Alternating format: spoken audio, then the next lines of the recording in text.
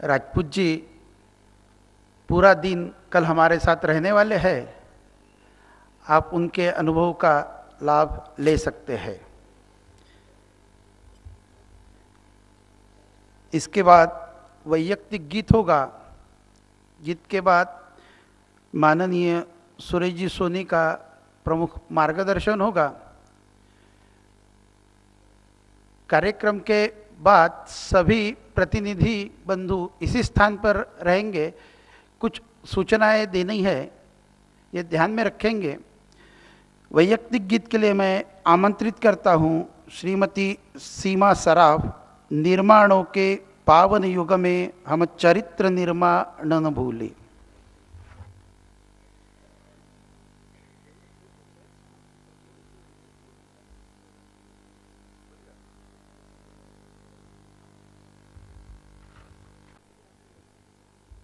निर्माणों के पावन युग में हम चरित्र निर्माण ना भूले।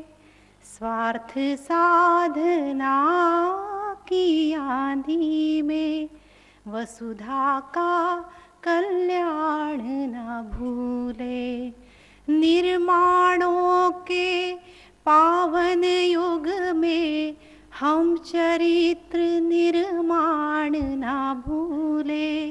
स्वार्थ साधना की आंधी में वसुधा का कल्याण ना भूले। माना अगम अगाध सिंधु है, संघर्षों का पार नहीं है। माना अगम अगाध सिंधु है, संघर्षों का पार नहीं है।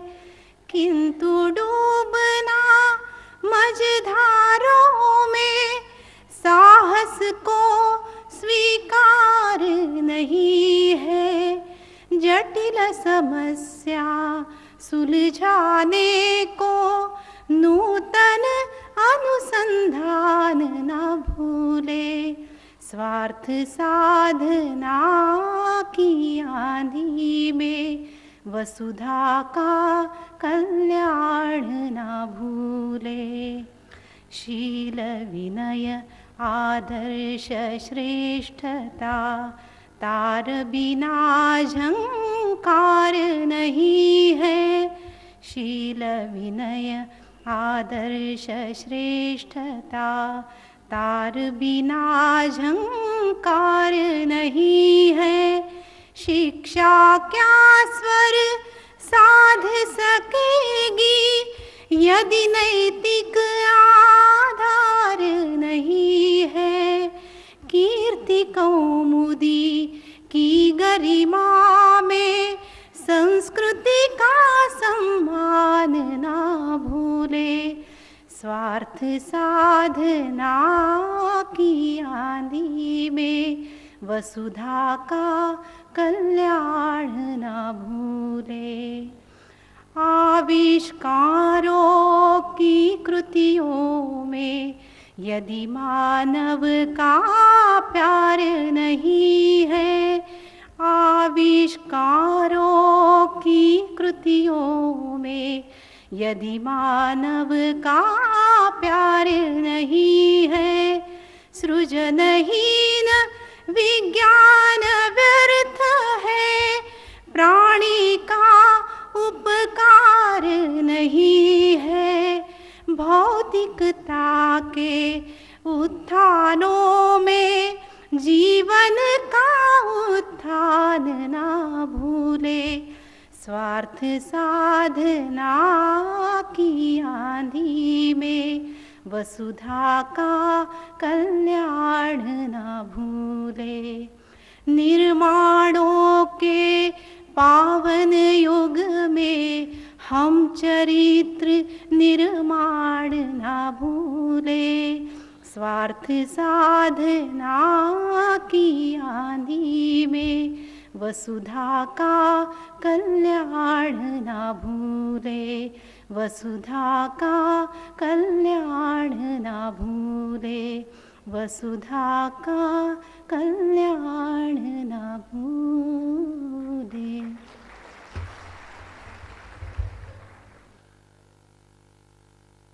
भारतीय शिक्षण मंडल के इस तृतीय राष्ट्रीय अधिवेशन के उद्घाटन कार्यक्रम के मुख्य अतिथि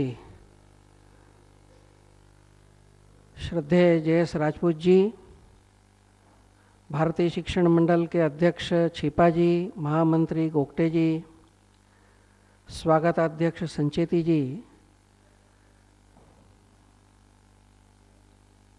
और शिक्षा में मूलभूत परिवर्तन की दृष्टि से मन, वचन और कर्म से लगे हुए देश भर से आए हुए सभी आदरणीय भाइयों तथा बहनों,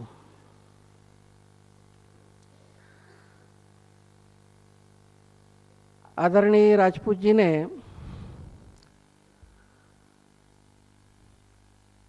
शिक्षा का मूल उद्देश्य, पहले की परंपरा, बीच में आए हुए अवरोध, आज की उसकी परिस्थिति और विसंगतियां और समाधान का मार्ग और उसमें हमारी भूमिका, इन सभी दृष्टिकोणों से और एक सारगर्भित विषय चिंतन के लिए हमारे सामने रखा है। इस अधिवेशन में समग्र और धारणाक्षम विकास शिक्षा के द्वारा holistic and sustainable development through education, इस विषय पर कुछ विचार मैं आपके सामने रखूं और इस नाते से इस विषय को केंद्र बिंदु बनाते हुए कुछ विचार मैं आपके सामने रखने का प्रयत्न करता हूं।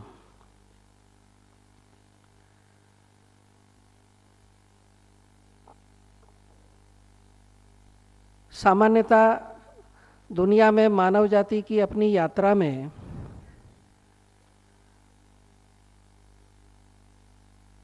जो चेतना का स्वभाव है कि यथा स्थिति में वो नहीं रहती है, परिवर्तन आता है और उस नाते से विकास होना, अधिकाधिक विकास होना, यह चाह मानव मन में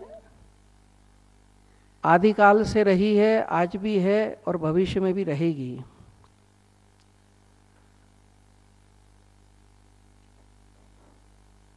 और इस विकास की यात्रा के अंदर अनेकों विचार और अनेकों रचनाओं के प्रवाह में से मानव जाति गुजरी। कभी नगर राज्य, कभी साम्राज्यवाद, उससे परेशान हुए तो प्रजातंत्र आया। प्रजातंत्र में शोषण की भी स्वतंत्रता मिली तो पूंजीवाद आया। उसकी प्रतिक्रिया में समाजवाद का विचार आया। इतना ही पर्याप्त नहीं है तो उसका एक कठोर रूप साम्यवाद के रूप में आया। उससे भी परेशान हुए तो फिर नव पूंजीवाद आया। 90 के दशक के बाद विकास की प्रक्रिया में एलपीजी की चर्चाएं चली, लिबरलाइजेशन, प्राइवेटाइजेशन, ग्लोबलाइजेशन, और आज कहीं नियो लिबरलिज्म की चर्चा चलती है, मार्केटाइजेशन की चर्चा चलती है, डी रेगुलेशन की चर्चाएं चलती है। लेकिन इन सब सुधारों के बाद भी आज सारी दुनिया के अंदर एक समान रूप से जो तथाकथित विभाजन दुनिया ने किया, अविकसित देश, विकासशील देश और विकसित देश, सभी प्रकार के देश परेशान हैं। और इस नाते से एक बदल की चाह में खाड़ी देशों में हम आंदोलन देखते हैं, अफ्रीका के देशों में आंदोलन देखते हैं, यूरोप के देशों में आंदोलन देखते हैं। जो दुनिया की सुपर पावर मानता अपने आप को, वो अमेरिका में भी वॉल स्ट्रीट आंदोलन के रूप में जो आज की सामाजिक, आर्थिक और राजनीतिक रचनाएं हैं, मूल्य हैं, इसमें कहीं ना कहीं कुछ कमियां हैं। फिर से एक नई राह की चाह की आवश्यकता है। इस प्रकार का एक परिदृश्य आज वर्तमान समय के अंदर हमको दिखाई देता है। और इस नाते से ये विकास यानी क्या, समग्र विकास यानी क्या, धारणाक्षम या सस्टेनेबल विकास यानी क्या, शिक्षा के माध्यम से वह प्राप्त करना, इस पर विचार करने के पहले थोड़ा सा इसके इतिहास का विवेचन करने की भी आवश्यकता है। यह डेवलपमेंट, सस्टेनेबल डेवलपमेंट इत्यादि शब्द पिछले 40-50 सालों के अंदर दुनिया के अंदर ज़्यादा चर्चा में आए। 1962 के अंदर अमेरिका में एक जीवशास्त्री हुई, राचेल कार्सन है, उसको लेकर क्लब ऑफ रोम की एक किताब बाजार में आई, लिमिट्स ऑफ ग्रोथ। और उसमें उन्होंने कहा कि ये बढ़ता हुआ शहरीकरण, कारखानों के धुएं, उपभोग की सामग्री का बढ़ना और उसके कारण से धीरे धीरे समाज में विषमता का बढ़ना, गरीब अमीर की खाई का बढ़ना, ये लगातार अगर इसी प्रकार से चला तो आखिर ग्रोथ की लिमिट क्या रहेगी? क्योंकि अगर ये असीमित हुई तो पृथ्वी के सामने संकट खड़ा होगा। यह पुस्तक भी संपूर्ण विश्व के अंदर बड़ी चर्चित हुई, कई भाषाओं में अनुवाद हुए। और तब इन प्रश्नों को लेकर, विकास के प्रश्नों को लेकर पृथ्वी सम्मेलनों की शुरुआत प्रारंभ हुई और 1972 में स्टॉकहोम में पहला सम्मेलन हुआ। तब से लेकर आज तक दुनिया के अंदर इस विकास को लेकर के वैश्विक सम्मेलनों का दौर चलता आ रहा है। 1992 से 2002 के बीच में मुख्य रूप से Rio de Janeiro, Cairo, Copenhagen और जोहान्सबर्ग, इन तमाम सम्मेलनों का जो केंद्र बिंदु विषय था वो डेवलपमेंट था।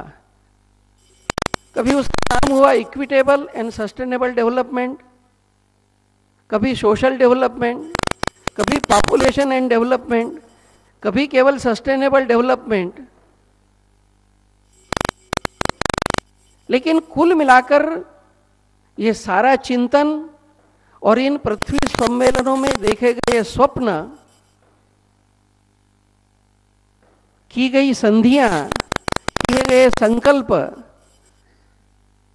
तय किए गए उपाय, इनका परिणाम अंत में क्या हुआ, इसका विवेचन हम करते हैं तो मुझे ध्यान में आता है कि 1992 का रियो डी जेनेरियो का सम्मेलन बहुत चर्चित हुआ था और उसमें 3 स्वप्न देखे गए मानव जाति के सुख के लिए। एक था ग्लोबल पीस, दूसरे था ग्लोबल सस्टेनेबल डेवलपमेंट और तीसरा था प्रोटेक्शन ऑफ एनवायरनमेंट। अंतर्राष्ट्रीय संधियां हुई, समझौते हुए, संकल्प लिए गए। आज 2012 में 20 साल के बाद दुनिया इन स्वप्नों को सामने रखकर जिन उपायों को अपनाकर आगे बढ़ी, तो आज कहाँ खड़ी है, इसका विवेचन हम करते हैं तो हमारे ध्यान में आता है कि सपना देखा था 92 में ग्लोबल पीस का और आज चैलेंज है ग्लोबल टेररिज्म। सपना देखा था ग्लोबल सस्टेनेबल डेवलपमेंट और आज चैलेंज है ग्लोबल रिसेशन। सपना देखा था ग्लोबल प्रोटेक्शन ऑफ एनवायरनमेंट और आज चर्चा कर रहे हैं ग्लोबल वार्मिंग की। दुनिया के लोगों को लग रहा है कि कहीं ना कहीं कुछ मूलभूत गड़बड़ है। जब तक उसको हम ठीक नहीं करेंगे तो ये विचित्र स्थिति है कि जिस ध्येय को प्राप्त करने हम 2 कदम आगे बढ़ते हैं वो 4 कदम पीछे चला जाता है। और इस नाते से इतने पृथ्वी सम्मेलनों के बाद दुनिया की जो स्थिति है तो ध्यान में आ रहा है कि प्रदूषण बढ़ रहा है, भूमि का क्षरण हो रहा है, रासायनिक खादों से जमीन जानवर इतने जहरीले हो रहे हैं कि गिद्धों की पूरी प्रजाति साफ हो रही है, डेजर्ट पड़ रहे हैं, नदियां सूख रही है, जीवन को टिकाने लायक जीवन के जो स्रोत हैं वो स्रोतों की क्षमताएं कम होती चली जा रही है। और इस कारण से इन सम्मेलनों में की गई चर्चाएं, लिए गए संकल्प, वायदे, इन सब के बारे में और कुछ क्रिटिक लोग कहते हैं कि ये सब फेस्टिवल हिपोक्रेसी है। और इस नाते से आज लोगों को लगता है कि अगर समग्र और सस्टेनेबल डेवलपमेंट अगर होना है तो कहीं ना कहीं कुछ मूलभूत कमी है, उसका इलाज हमें खोजना पड़ेगा और किसी एक नए दर्शन और नए राह की दिशा में और हमको जाना पड़ेगा। इसका कारण क्या है? इस विवेचन के अंदर जब जाने लगे और यूनेस्को के अंदर इस विषय को लेकर बड़ी चर्चाएं हुई और तब निष्कर्ष के रूप में कहा गया कि इसकी जो मूल जड़ है वो है distorted vision of man and universe. ये मानव और विश्व और इनके पारस्परिक संबंधों के बारे में जो अधूरा सोच है, खंडित सोच है, वह इसकी जड़ है। और जब इसकी हम चर्चा करते हैं तो ध्यान में आता है कि 3 आधारभूत कारण हैं, क्योंकि आज की शिक्षा, सामाजिक रचनाएं, आर्थिक रचनाएं, जीवन के मूल्य, तकनीकी, इन सब के प्रभावित करने के अंदर और पश्चिम की बड़ी भूमिका रही है। और इस नाते से जो आज के समय की जो त्रासदियां हैं, विसंगतियां हैं, समस्याएं हैं, इसकी जड़ कहाँ है? तो एक विश्लेषण आता है उसमें, आदरणीय राजपूत जी ने जिसका उल्लेख किया, इंग्लैंड का जो बहुत बड़ा हिस्टोरियन हुआ अर्नाल्ड टाइनबी, तो टाइनबी और जापान में एक सोक्का गोकई मूवमेंट चला था, उसके प्रमुख थे दाइसेको इकेदा। इन दोनों के बीच में 1972 से 76 तक 4 साल तक पूर्व और पश्चिम की जीवन दृष्टि, जीवन दर्शन, प्रकृति के प्रति दृष्टि, औद्योगिकीकरण, जीवन मूल्य, शिक्षा, सामाजिक प्रश्नों की ओर देखने की दृष्टि, इन सब बातों को लेकर के चर्चा हुई और निष्कर्ष के रूप में एक पुस्तक आई, उसका नाम था चूज लाइफ। उसके अंदर एक जगह चर्चा में टॉयन भी कहता है कि आज की समस्त समस्याओं की जड़ यह सेमेटिक मजहबी दृष्टि है। तो पूछा कि कैसे?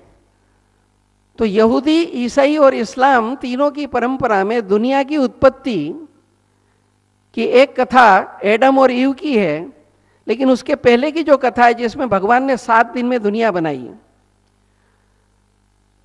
उस कथा में कहते हैं कि भगवान ने पहले दिन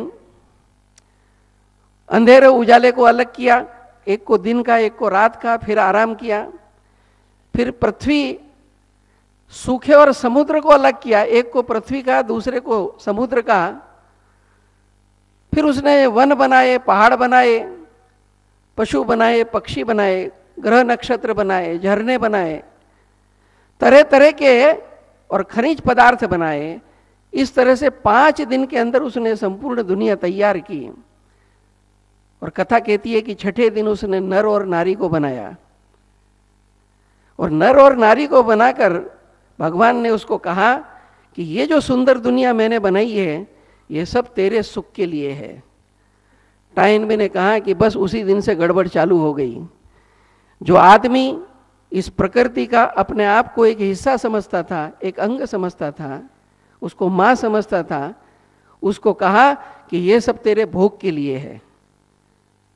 तो पूछा गया कि ये तो 2000 साल से जीवन दृष्टि है, तो समस्या क्यों नहीं खड़ी हुई वार्मिंग की उस समय? तो उसने कहा कि जीवन दृष्टि थी लेकिन हाथ में ताकत नहीं थी। पिछले 200 साल के अंदर साइंस और टेक्नोलॉजी की प्रगति ने आदमी के हाथ में वो ताकत दे दी है जिससे इस सृष्टि में जो कुछ भी करोड़ों साल के अंदर बना हुआ है उस सबको धरती का पेट चीर कर निकाल कर वो अपने सुख के लिए उपयोग करने की ताकत उसके हाथ में आ गई। और इसलिए पिछले 100 साल के अंदर प्रकृति का संतुलन, जलों का संतुलन, वायु का संतुलन, मानव जीवन का संतुलन जो बिगड़ रहा है, यह जीवन दृष्टि इसकी जड़ है। दूसरी जो बात हुई कि विज्ञान का जो भौतिक विकास हुआ, उसने कहा कि मैटर और माइंड अलग है। और जो कोई कहता है कि मैटर और माइंड इनके बीच में कुछ संबंध है, चेतना और पदार्थ के बीच